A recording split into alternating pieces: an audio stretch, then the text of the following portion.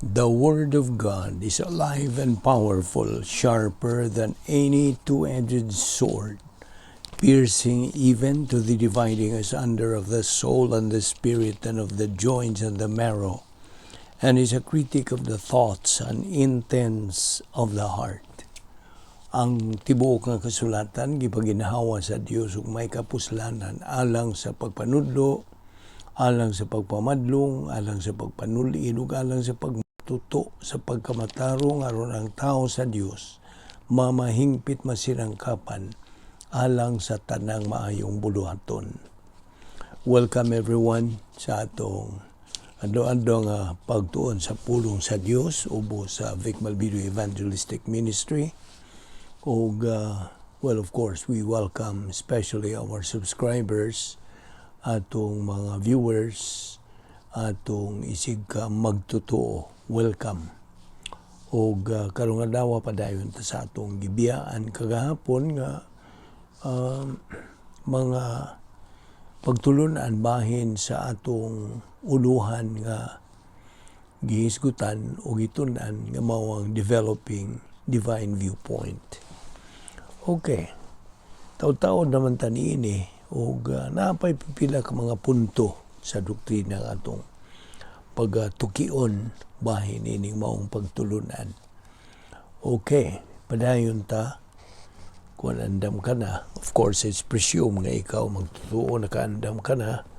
Pinagis paggamit sa prinsipyo sa 1 Juan 1:9 ug ikaw nga dili magtutuo, tuuhi ang pulong sa Diyos diya sa mga buhat 16:31 nga nakanayon tumuo ka kang Ginoong Hesus ug ikaw maluwas. Okay, palihog pag-abri sa imong Biblia karon diya sa Colosas Kapitulo 3 versikulo 20. Kinibahin na nis mga naghisgot pa man ta sa divine institution sa panimalay. O karon to Colosas 3:20 may tungod na kini sa mga anak. Children, be obedient to your parents in all things, for this is well-pleasing to the Lord. Okay? Mo kana ang bersikulo. Again, as a review. Unsa katutong upat ka divine institutions, volition, marriage, family, nation. Okay. Kini si Satanas, being God's arch enemy, nagunang kaaway sa atong Diyos, is always on the go sa pagguba, kanang devastate ni ining upat ka mga institution. Sige ginasiyag paningkamot nga magguba. In order to be discerning nga kita makaalinggat ingon nga mga Kristohanon o unsaon na to pag kanang makausisata, klaro kita nga kini mini o kini tinuod. Now, we have to know what God's Word says. Mo nang siya tagtuon sa pulong sa Dios. So, atong tunan, bahin kining nining upat ka gi-establisar nga mga institution, ug ang Dios naga-establisar nini, atong tunan ang iyang pulong about these 4 divine institutions. And we are to obey sa mando sa Dios dahil 2 Pedro 3:18 nga patubuon ang atong kalag diya sa grasya o kay balo kang Ginoong Jesucristo. 2 Peter 3:18 lagi. Okay? So atong hinumduman nga kining upat ka divine institutions gipahimutang kini sa Dios. Okay? Unsa may tuyo for the preservation of mankind, pagpalahutay sa kaliwatan sa tao. Kaya pa ning upat unsa man paglahutay. So in these 4 institutions, nalagay ni mga otoridad, okay, to be followed. Sa volition, sa may authority, It's our own selves. Matong kaugalingon. Diha sa kaminyon, kinsa man ang otoridad, ang bana. Diha sa panimalay, kinsa man ang otoridad, ang amahan o mga ginikanan. O sa nasyonalismo o sa nasod, kinsa may mga authority nini, mga leader sa pangagamanan, leaders of the government. Okay?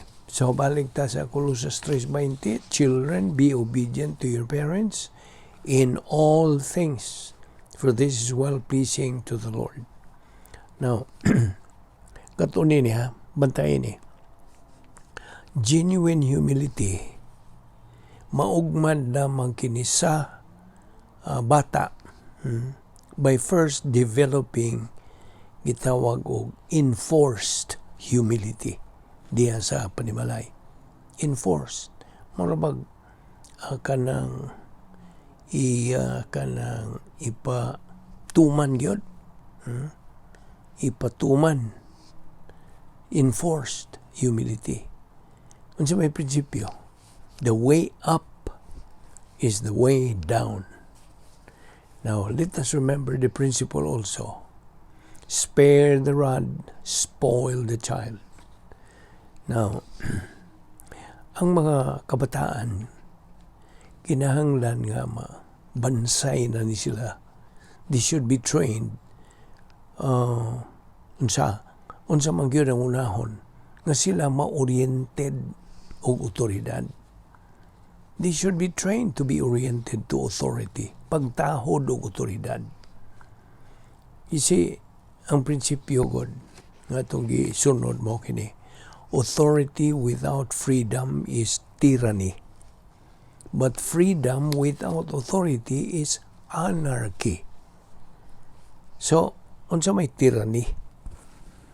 Kung ang authority without freedom is tyranny, well, panlupig, pang-daog-daog, mo na tyranny. Apan, freedom without authority is anarchy. Unsa ang buhay anarchy?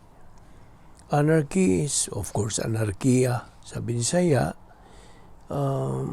Pasabot nga way gisunod nga pamunuan o balaod. Way kahusay. So, mao ka na ang pasabot. Now, okay.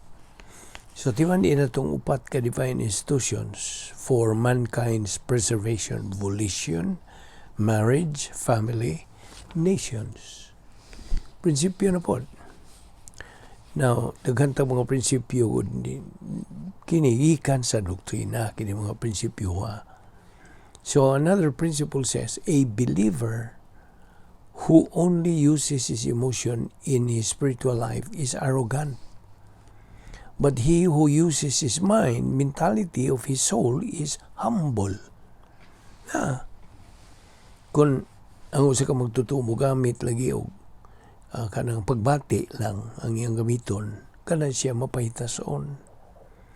Apan ang usa ka magtutuo nga nagagamit siyang panghuna-huna, mentality of his soul, mao nay mapaumsanon. So, kita ko mga magtutuo, we are supposed to be able to think. We have to use our mind. See? Also, let us remember the famous principle, authority without freedom is tyranny, freedom without authority is anarchy. I just quoted that. Now, balik rin sa Colossus 3:21. Diha sa NIV nga Biblia, kanang maong bersikulo, naghisgot og exasperate. Sa Grigong pulong, it is iritidzo. Iritidzo, mo kini ang pulong Grigo. Ang pasabot sa Binisaya, to feel resentment. Sa may resentment. Kaligot-got. Okay? Kapungot. Okay. Anto ta si piso size 4 sa NSV na kini nga Bible. Naghisgot ka na og provoke. Ang provoke, sa Grigong pulong is parorgidzo. Okay? Parorgidzo. Unsay mo sabot sa in English, to cause someone to be provoked. Binisaya, gipalagot. Okay? So, mao ka na ang buta sa butihan sa duha ka mga bersikulo. Nawato namang gitun-an nga ang espirituhanong panginabuhi, dili kasagaran kining paagis pagkinabuhi. Ug tungod kay dili man kasagaran nga matang sa panginabuhi, kini nanginahanglan pod o dili pod kasagaran nga paagi sa pagtuman. Okay? And the supernatural way of life, pinagi sa gitawag o faith rest life. Iubad na ako sa binisaya niyo pagtuo nga nagadalag pahulay. Now, kining maong panginabuhi, faith rest life, can only be lived inside God's power sphere. Kanang itawag na ito operational divine sphere. Anhara, dili ka makatuman ini kung tuwa ka sa gawas. Meaning, tuwa ka sa cosmic spheres ni Satanas. Now, so gawas ni ining operational divine sphere, walay espirituhanong panginabuhi. Wala. Outside of the operational divine sphere, there is no spiritual life. None. Hence, ang usa ka magtutuo nga nahigawas nining maong dapit nga may gahom is a loser believer. Bildiro yun. But mark this. Bisan kung ang maong magtutuo is a loser believer, ang iyang kaluwasan na pa ba? Of course, intact ang iyang kaluwasan. Nawayaw giyog sa ipa na. Inaman boy ubang mga pundok nga dili man na mutuo ni ini. Si ila po lang. Ila po lang pagpili. Sila po'y manubag sa Diyos. Now, so akong balikon, bisan tuod o loser believer ang usa ka magtutuo, ang iyang kaluwasan dili na matangtang. He has not lost his salvation. Never, ever. Ngano? Tungod sa prinsipyo nga once saved, always saved. Namo na gitawag sa ubang pundok nga di kadawat ni inig usas. Once saved, always saved. Usas. Yes, luwas gyapon ang mao magtotoo, but his life in this world is a miserable state. Kasabot ka? Kung ta magiging uhayahay ang panginabuhi, miserable. Although di na matangtang ang iyang kaluwasan lagi. He can only expect the following. Paminaw, ang maong magtotoo nga loser, pildiro,